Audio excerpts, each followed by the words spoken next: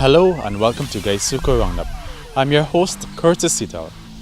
Through partnerships in training, the corporation's medical practitioners and occupational health and safety staff members can more positively detect mental imbalance in the workforce.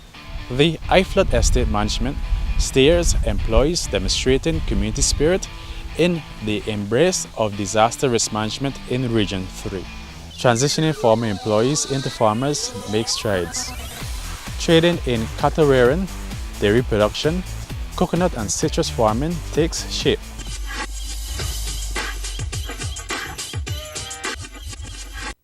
From the very land that gave sugar around the world the name Demerara comes the finest quality of cane sugar, Demerara Gold.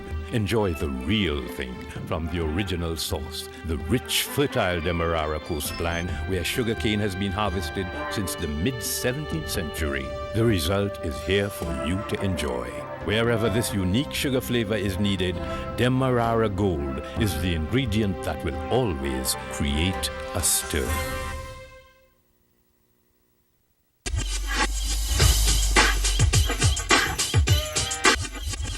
Welcome back. It's now time for Georgiana Bola with the news. Thank you, Curtis. Hello, everyone.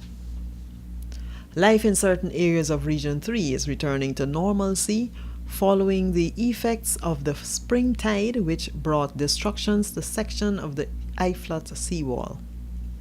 The corporation expresses solace to those residents who have been affected by the disaster and thanks the employees who readily availed themselves to provide assistance, shelter, safety, and health care.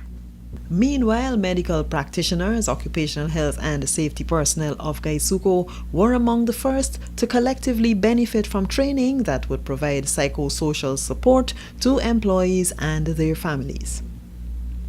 In a collaborative effort with the Ministry of Public Health, the corporation's human resources in the medical and occupational health and safety disciplines participated in a workshop to correctly diagnose and treat conditions of mental health in the workplace. We started by having the mental health gap training. Most of you would have been there. And this time, to be more specific, we had the brief intervention for alcohol and substance abuse, training along that line. From the alcohol and substance abuse policy, within that we have what is called the EAP, Employees Assistance Program. That is for all the workers who have got a problem with alcohol and substance abuse. First of all, we have to identify these people and we need to counsel them. But we couldn't have come and tell you you have to do some counseling to these people without the knowledge of how to counsel, what to do. So after this week's program, I think all of you will be in a better position knowing how to approach your clients, as we will call them.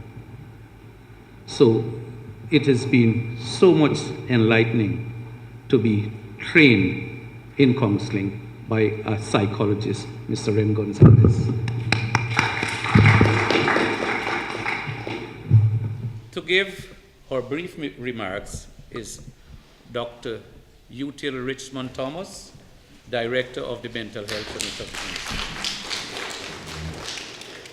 Alcohol and substance misuse is a serious public health problem.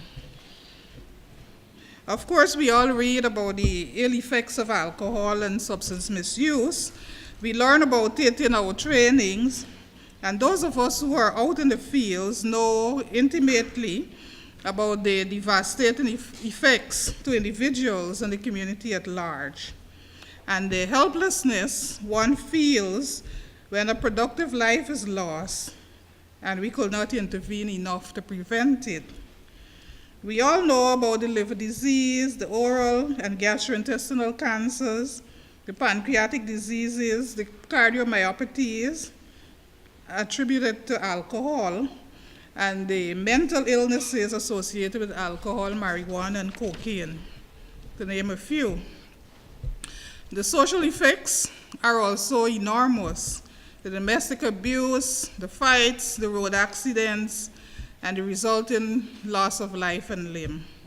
The mental health unit will be focusing heavily on interventions for alcohol and substance abuse. Primary care workers are in strategic positions to identify and intervene with patients or clients whose substance use is hazardous or harmful. They work with preventative activities, health fairs, outreaches, immunizations, hypertension, diabetes, and pregnancy, among other things, bring them into contact with more than 70% of the population. They therefore have the opportunity to intervene at an early stage before serious substance-related problems develop, and to channel those who have serious substance-related problems to the necessary interventions for that level of disease. So the mental health unit is hoping that you will put this training to good use and intervene as necessary on behalf of the nation. I wish you well, and I thank you for participating in this training. Now, I would like to call on the Honorable Minister within the Ministry of Public Health, Dr. Karen Cummings. A round of applause for Dr. Karen Cummings, please.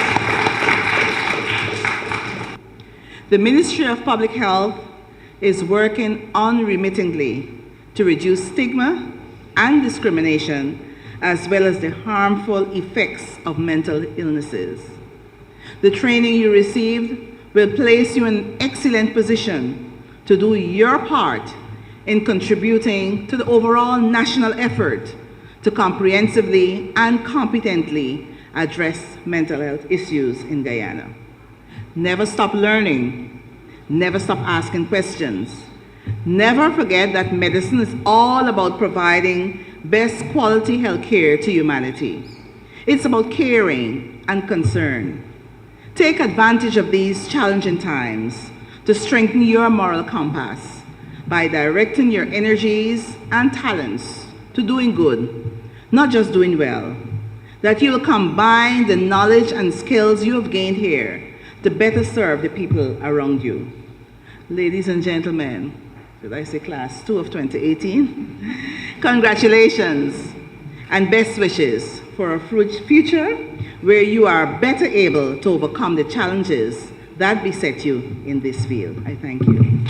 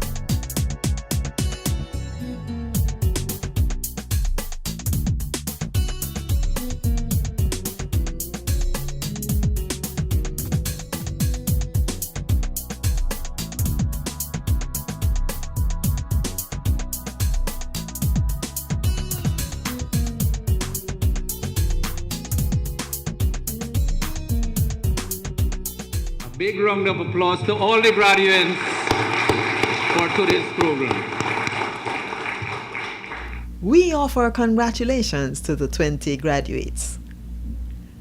Meanwhile, former employees who responded to an assessment undertaken in the year 2017 to determine the best model for transitioning former employees into independent, self-sufficient farmers have completed another block of training, which leads to farming in the areas of crops and livestock. 12 trainers drawn from the Guyana Livestock and Development Agency, the National Agriculture Research and Extension Institute, the New Guyana Marketing Corporation, and GuySuCo were involved in sessions with an international firm to deliver training to ex-employees. Today's session is one of many sessions that GuySuCo has embarked on to assist employees and former employees to get back on their feet. We know that a lot of persons were made redundant because of the reorganizing of GuySuCo. And so these sessions is earmarked to retool and reskill persons so that their household income can be maintained. Today what you would have is we'd focus on citrus, because it's one of the crops that could lead to industrialization. We have a list of trainers. We have been working with them quite a long while, since September last year. Nirvan Buru, Chetram Hardev, Chandra Hardev, Nolan Hardy, James Thomas, Arjun Lakshman, and Malaika, who would be interacting with you during this morning exercise. And then what we would do, we'd have a practical session where you would also see hands-on how to do some of the budding and grafting. The project falls under the Alternative Livelihood Program, which is headed by Claudette Victorine, the estate manager at East Demerara Estate. And the Alternative Livelihood Program is really a series of assistance that the corporation intends to give to ex-employees so that you can launch out successfully, either with your own business or however else you choose. 4,700 plus employees were severed, unfortunately, but GuySuCo was eager to assist you all in order that you can continue your livelihood, and so hence this project. The next step that they recommended is that the actualities of the task should be established, and this involved identifying those who were interested in becoming farmers. We did a survey across the affected estates. So what we see here as being done in GuySuCo is a major restructuring, not only at the level of the company GuySuCo, but restructuring of an entire economy. Because GuySuCo has been a player, main player in the Guyana economy. The corporation, having recognized that, realized its role over time in being big brother in the communities that it operated in. And so it has decided that it's not going to just walk away and leave its employees or its ex-employees to fend for themselves. Hence these programs that we are at this time dealing with. And the programs are headed resilient communities. So we are trying to, using the remaining resources that we have in GuySuCo, to ensure that the communities that depended on sugar estates that was within them, that these communities are able to transcend this period where restructuring took place and to develop into communities that can rely on their own resources, their own economy, their own sociology. A lot of people have indicated their interest to want to see how they can assist in the GuySuCo program that we are on, the Sustainable Communities program, how they can assist GuySuCo to help its employees to make the transition away from a sugar-based arrangement. As was mentioned, it is a taster program, meaning it's once the interest is generated from today, the possibilities are greater for more technical training in the various fields and support from the new GMC and GLDA as a whole. We will be working along with the farmers so as to give guidance, because one of the questions that were thrown is that, we have been involved in basic sugar production for 10, 20 years. We have no knowledge when it comes to rearing animals. Now here is where the GLDA would step into play. Because throughout the country, in each administrative region, we have livestock officers, assistants, working along with farmers very closely. Now, on this program, we have 4 extension officers to work along directly with the retrenched workers. We have trainers in Region 5, Region 6, Region 4, and Region 3. So, when the ball gets rolling, we will be directly in communication with each farmer so as to provide the basic guidance. We will be able to carry through the process step by step in making you become successful farmers. I was a participant of the training, which involves retrenched employees of Islamar Estate. Okay. It was solely based on the rearing of livestock. We went into the cattle rearing, dairy and dairy production.